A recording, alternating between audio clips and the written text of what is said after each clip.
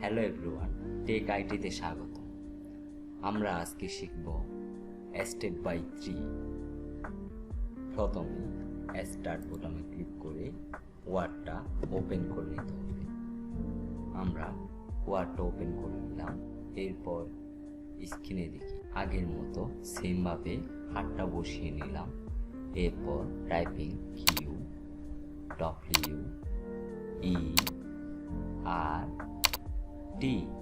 একসাথে হবে এবং বৃত্ত আঙুলের স্পেস, ডান হাতের কাজ UYIOP।